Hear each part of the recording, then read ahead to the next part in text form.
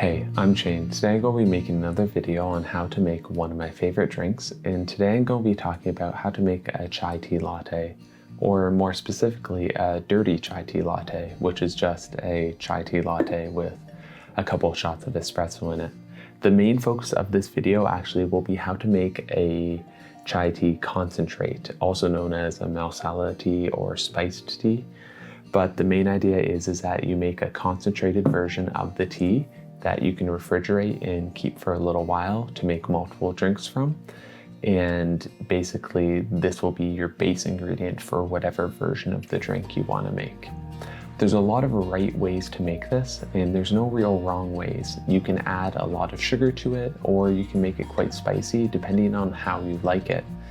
The ingredient list I'll be using today is something that I've kind of refined myself over the last while, and is relatively not on the sweeter end of things, but quite spicy.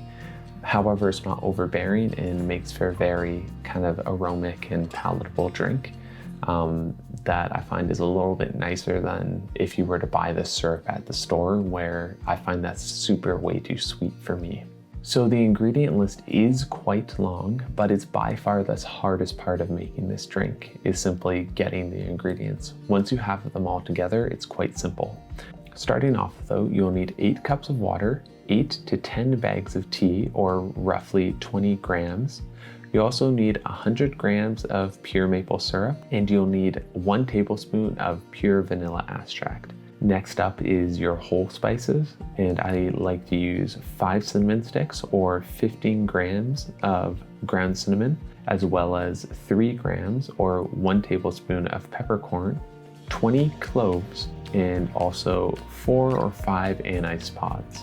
And then the last ingredients you'll need is 10 grams or 2 tablespoons of ginger, 10 grams or 2 tablespoons of nutmeg, as well as 10 grams or 2 tablespoons of allspice.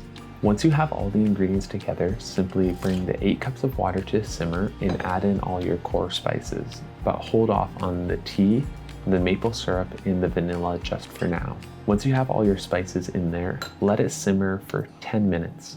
You don't want to bring the water to a boil, otherwise you might over extract some of the flavors, and you don't want to have it being too sharp of a flavored drink. Once you hit the 10-minute mark, add in your maple syrup and your tea and let it simmer for another 5 minutes. Once your 5 minutes is up, add your 1 tablespoon of vanilla extract and bring your concentrate off the burner. You're then going to strain out all your ingredients from the mixture. And today I don't have a large metal strainer. I only have a small one, so I'm going to do this a little bit funnily, and I'm going to use a French press. And I'm going to filter it and put it into the French press, and then from the French press I'll put it into the container that I hope to keep it in. Once you have it bottled, it should be good for around 7 days. I've actually never had it last that long, just because I finished it all before then. As I said at the start of the video, my favorite way to enjoy this drink is to add a couple shots of espresso to it.